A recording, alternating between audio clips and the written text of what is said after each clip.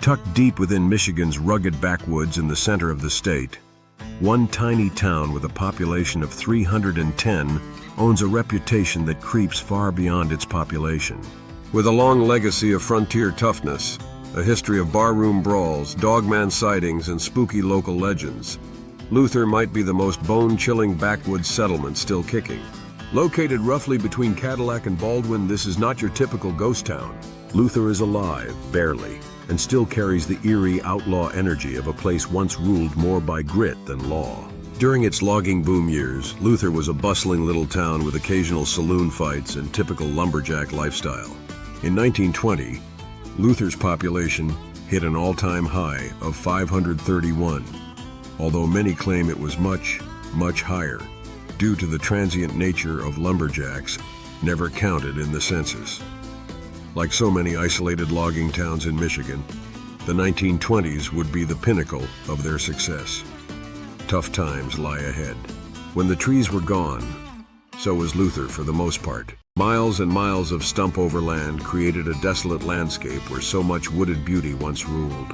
And while other small Michigan towns made the transition from logging to farming or manufacturing, Luther enjoyed neither. The poor sandy soil wasn't suited well for crops. Lack of direct highways nixed most efforts for manufacturing and tourism.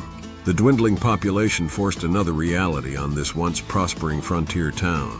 The Luther High School was closed in 1965, with the students bused to a consolidated district 15 miles away. It was a big blow to the pride of Luther and destroyed a critical rallying point for the town. To make matters worse, the State Highway Department abandoned M63 as a major route to town. The old M63 route had served as Main Street for Luther. Outside traffic to town dropped to a trickle. All of these factors forced Luther into a downward spiral of isolation and lack of opportunity. For a certain slice of the remaining population, the need for entertainment and a creative outlet took a somewhat twisted turn. Not everyone, however, fell into this category. In many ways, Luther was a town divided, with many still dedicated to a more traditional way of life and concerned about Saturday nights. In the 1960s and 70s, it was often claimed that the sheriff's patrol from Baldwin was 25 minutes away and was in no hurry to respond to a Saturday night bar fight in Luther, as it was better to let the boys fight it out before the cops actually arrived. That geographic isolation from the law only fueled the mischievous behavior and partying atmosphere that Luther would eventually become known for. But it isn't just the town's human history that makes it creepy. Luther lies on the fringe of the vast, brooding Manistee National Forest, a wilderness featured in the nationally syndicated show Monster Quest as one of the prime hunting grounds for the elusive and terrifying Michigan Dogman and Bigfoot. Locals and hunters report strange sightings to this day.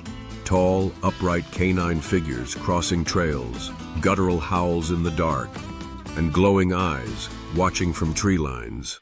The fear is real enough that people in the area often refuse to venture far from town at night.